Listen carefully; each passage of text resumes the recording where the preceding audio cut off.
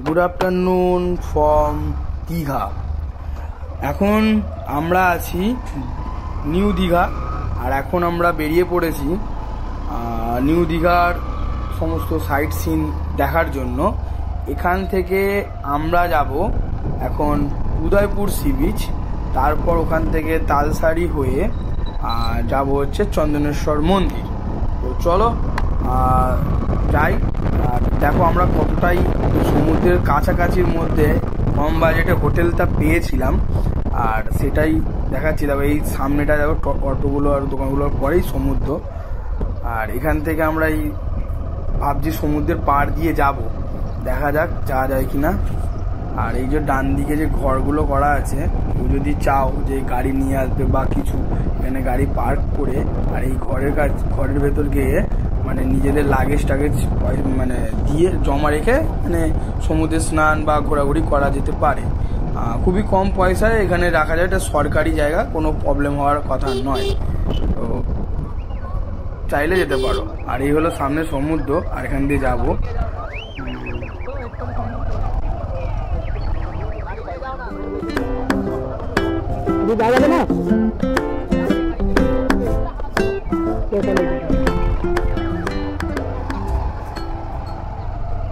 আমরা ভেবেছিলাম সমুদ্রের পার বরাবর চলে যাব, কিন্তু কাকুটা বললেন যে এদিক দিয়ে গেলে পুলিশে ধরে। ধরতেও পারে, কারণ যেহেতু উদয়পুর সি বিচটা উড়িষ্যায় পড়ছে, তো বর্ডারের একটা ব্যাপার থাকে, তো দরকার নেই, চলো ভালো রাস্তা দিয়ে যাই। আর এই হলো দীঘার জাহাজ বাড়ি, এটা মানে অনেকেই এর ভেতর যায়, আমরা এখানে যাব না, অনেকবার এসেছি তো এখানটা ঘোরা আছে, তোমরা চাইলে যেতে পারো। আর এখান থেকে আমরা মেন রোড ধরে এখন সোজা যাব উড়িষ্যা বর্ডার, আর ওই উড়িষ্যা বর্ডার থেকেই বাঁ দিক গেলে পাবো হচ্ছে উদয়পুর সি বিচ। যারা এখনো পর্যন্ত আমার চ্যানেলটিকে সাবস্ক্রাইব করোনি, অবশ্যই আমার চ্যানেলটাকে সাবস্ক্রাইব করো। ভিডিও ভালো লাগলে অবশ্যই একটা লাইক দিও, আর বন্ধুদের সঙ্গে শেয়ার করো, আর চাইলে কমেন্টও করতে পারো যদি কোনো কোয়ারিজ থাকে। আর আমার চ্যানেল মানে এক্সপ্লোর উইথ চাঁদ সবসময় নতুনত্ব কিছু আনার চেষ্টা করে, আর তোমাদের সাপোর্ট পেলে আরো কিছু করতে পারবো।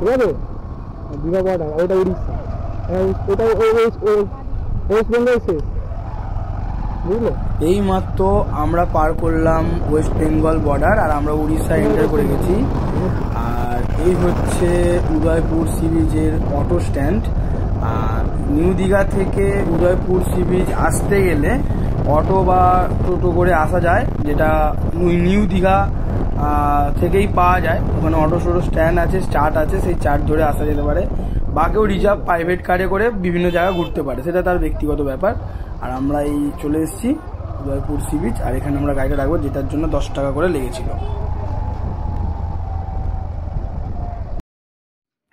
এই হচ্ছে উদয়পুর সি বিচ, একটা শুনশান সি বিচ, মানুষজন আছে কিন্তু সমুদ্রটা এখানে অনেকটাই দূরে।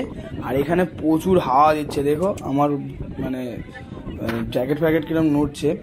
আর এখানে মাছ পাওয়া যায়, মানে সামনে লাইভ ভেজে দেবে পিস হিসাবে। আর এখানে বাইকও ভাড়া পাওয়া যায়, যেগুলো দিয়ে এখানে রাইড করা যায়, 150 টাকা 100 টাকা, চাইলে ট্রাই করতে পারো।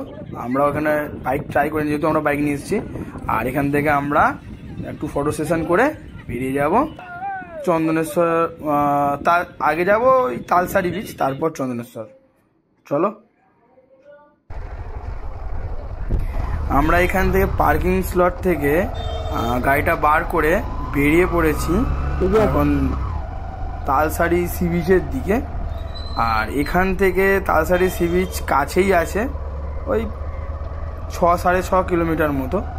তো চলো, রাস্তায় যা যা ইনফরমেশান আছে আমরা তোমাদের দেবো, এবং রাস্তার যে বিউটি সেগুলোও দেখাবো। আর যেহেতু আমরা এখন উড়িষ্যায় আছি, আর উড়িষ্যার রাস্তাঘাট ওয়েস্ট বেঙ্গলের তুলনায় অনেকটাই ভালো, যেহেতু আমরা হাওড়ায় থাকি, বা হাওড়ার রাস্তা তো খারাপ। আর চলো এখান থেকে একটু ম্যাপটা আমরা একটু দেখে নিই। আর এই হচ্ছে আমরা যেখানটা যাব, আর ম্যাপ, আর রাস্তাটা দেখাচ্ছে এখান থেকে মেন রোডে গিয়ে আবার ম্যাপটা একটু দেখে নিচ্ছি, নেওয়ার পর আবার স্টার্ট করবো। অভিষেক আর রিমা একটু এগিয়ে গেছে, আমরা ওদেরকে ধরে নেবো, আশা করি ও সামনেই দাঁড়িয়ে থাকবে আমাদের না দেখতে হবে। তো দেখে ফেলেছি, দেখা মোটামুটি একটা আন্দাজ এসে গেছে কোন রাস্তাটা দিয়ে কি যেতে হবে। যদি কোনো সমস্যা হয় লোকাল লোকজনকে তো জিজ্ঞেস করবোই। তো চলো যা যাক।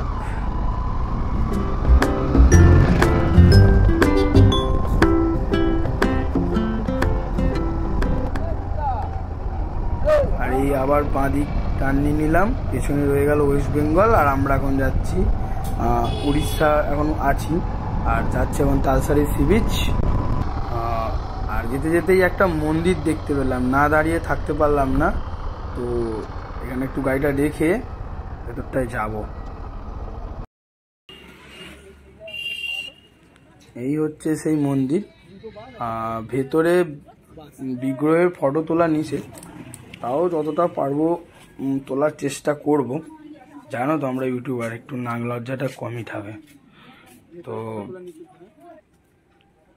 মোটামুটি একটা পুরীর আদলের মন্দির, রাধাকৃষ্ণ।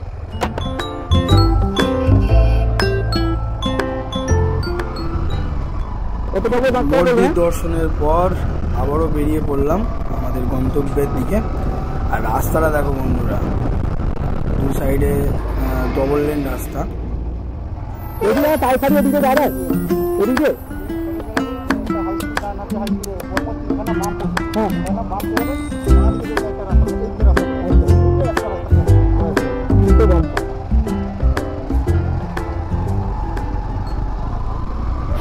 গুগল ম্যাপে একটু রাস্তা ভুলভাল দেখাচ্ছিল, আমরা ওই গলিটা দিয়ে ঢুকে যাচ্ছিলাম, যেটা অনেক ঘুরপথ হতো। দাদাটাকে জিজ্ঞেস করাতে দাদাটা একটা ভালো রাস্তা বলে দিল যে সামনে একটা ডান হাতে হাই স্কুল আছে, আর তারপরেই একটা একটা করে তিনটে পরপর বাম্পার আছে, আর 3 নম্বর বাম্পারটা পার করেই বাঁ দিকে ঢুকে গেলে স্টুয়ার্টস চলে যাচ্ছে তালসারি বিচ।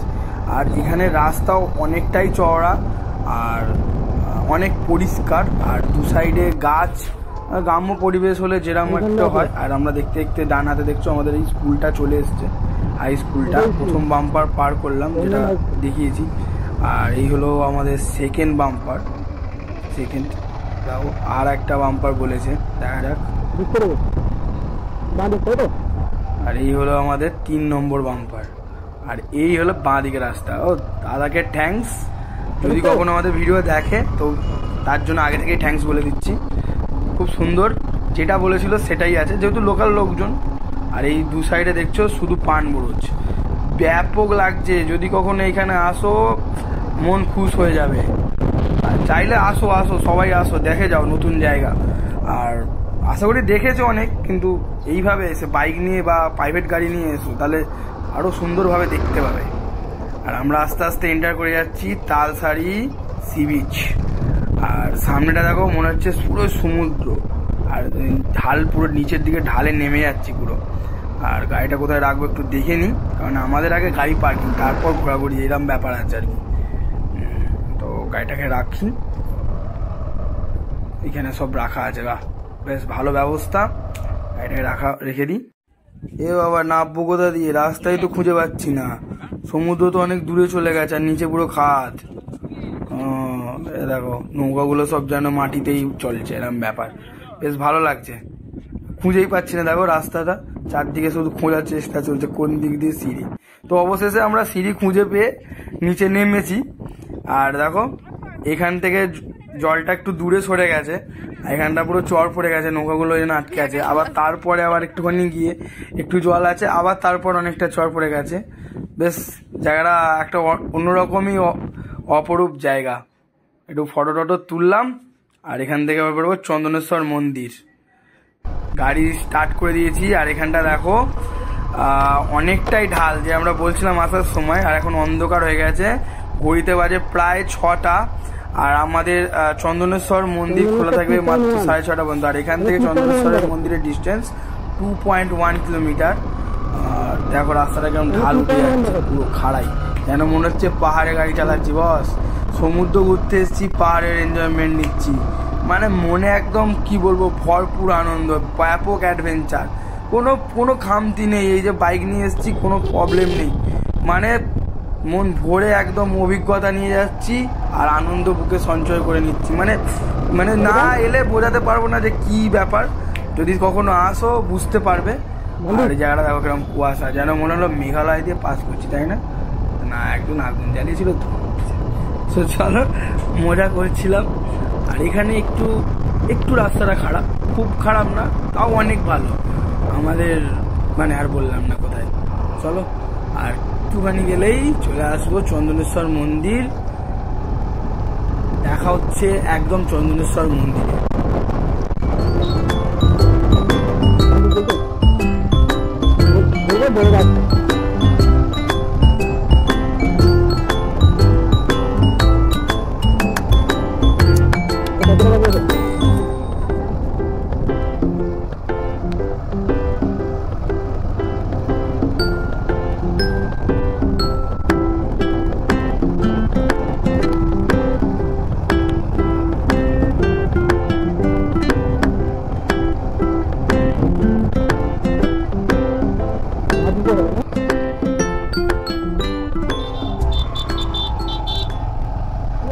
আমাদের ডান দিকে হয়ে গেল এই চন্দনেশ্বর মন্দির। খুব জাগ্রত মন্দির, শুনেছি, কখনো এর আগে আসিনি, এই প্রথম। এখানে কি নিয়মাবলী আছে আমি জানি না। তো এই হলো চন্দনেশ্বর মন্দির। শিবজি, দুর্গা, জগন্নাথ, অনেক ঠাকুর এখানে আছে। মূলত শিবজিরই পুজো এখানে বেশি হয়, তার জন্য এটার হয়তো নাম। আর এখানে একটা পুকুরও আছে, আর নন্দী শিবজির দিকে তাকিয়ে বসে আছে, হর হর মহাদেব। আর এই হলো শিবজির ত্রিশূল। এখান থেকে আমরা চলে যাব ঢেউসাগর, মানে আবার দীঘা। তো পরের এপিসোডে আসছে।